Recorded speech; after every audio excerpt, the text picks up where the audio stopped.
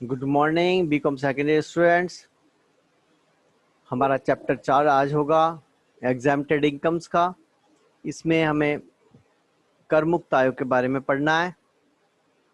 कर मुक्त आय से एग्जाम्प्टेड इनकम से क्या तात्पर्य है? कर मुक्त आय उस आय को कहते हैं जो कर मुक्त है।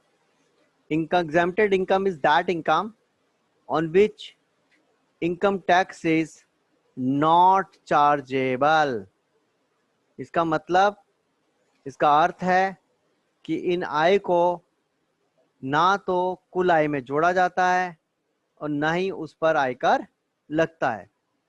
आयकर अधिनियम की धारा 10 के अनुसार यदि किसी व्यक्ति की प्रीवियस ईयर की, गत वर्ष की कुल आय में ये जो आय है, एग्जेम्प्टेड इनकम्स हैं, कर मुक्त आय हैं, शामिल नहीं की जाती और ना ही उन पर कर लगता है।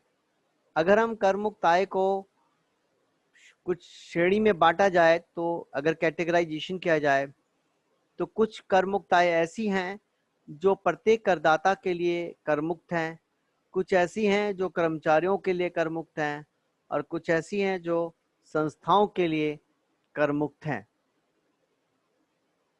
अब हम सबसे पहले प्रत्येक करदाता के लिए जो कर मुक्त हैं उनको स्टडी करेंगे, उनका अध्ययन करेंगे। पहला है एग्रीकल्चर इनकम। सेक्शन 10 सबसेक्शन 1 में बताया गया है कि यदि भारत में स्थित किसी कृषि भूमि पर कृषि क्रिया करने से कोई आय प्राप्त होती है तो वह आय कृषि आय के अंतर्गत आती है और वह सेक्शन 10 सबसेक्शन 1 में कर मुक्त होती है। दूसरा है हिंदू अविभाजित परिवार से प्राप्त राशि। सेक्शन 10 सबसेक्शन 2 में बताया गया है कि यदि किसी हिंदू अविभाजित परिवार के सदस्य को परिवार की आय में से या परिवार से कुछ राशि प्राप्त होती है तो वह कर मुक्त होती है। तीसरा है सेक्शन 10 सबसेक्शन 2A में यदि किसी फर्म के एक साझेदार को उसके आय का भाग मिलता है, हिस्सा मिलता है, तो ऐसी स्थिति में वह आय का भाग कर मुक्त होता है, क्योंकि फर्म के द्वारा उस कुल आय पर कर चुकाया जाता है। लेकिन इस बात को भी ध्यान में रखना चाहिए कि यदि किसी फर्म के साझेदार को फर्म से कोई ब्याज, बोनस, कमीशन, वेतन आदि मिलता है, तो ऐसी स्थिति में इस प्रकार से जो प्राप्त राशियां हैं वह एक निश्चित सीमा तक कर मुक्त नहीं होंगी। और यह निश्चित सीमा क्या होगी? जितनी फर्म को कटौती मिली है और यह उसकी व्यक्तिगत कुल आय में income from business and profession head में टैक्सेबल हो जाएगी। अगला है payment under Bhopal gas leak disaster act 1985 में धारा 10 उपधारा 10 BB में बताया गया है कि भोपाल गैस विभीषिका में अगर किसी व्यक्ति को कोई क्षतिपूर्ति मिलती है तो वह पूर्णतया कर मुक्त होगी। पांचवा है लाइफ इंश्योरेंस मनी। जीवन बीमा पॉलिसी से मैच्योरिटी पर प्राप्त राशि, जिसमें बोनस भी शामिल है, यदि मिलती है तो वह राशि कर मुक्त होगी।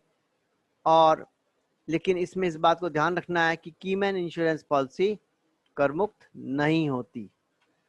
अगला है any payment from Sukanya Samriddhi योजना के अंतर्गत अगर आपको कोई भी पेमेंट मिलता है वह पेमेंट कर मुक्त होता है, धारा 10 सेक्शन 10 सबसेक्शन 11A।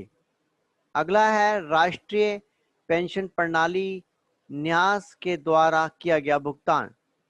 धारा 80 CCD में बताया गया है इस बारे में, करदाता के अगर अपना खाता बंद करता है या उससे बाहर निकलने के लिए जो राशि प्राप्त होगी तो वह 60% तक की राशि कर मुक्त होती है, सेक्शन 10 सबसेक्शन 12A के अंतर्गत। इसी प्रकार से अगला है यदि कोई व्यक्ति, कर्मचारी नेशनल पेंशन सिस्टम में से अपने कंट्रीब्यूशन की 25% तक की राशि को अगर निकालता है तो वह राशि भी कर मुक्त होगी। अगला है, जितने भी हमारे संसद सदस्य या राज्यसभा के विधानमंडल के सदस्य हैं, उनको यदि किसी भी प्रकार के कमेटी के सदस्यों को जो दैनिक भत्ता मिलता है, यह संपूर्ण राशि कर मुक्त होती है।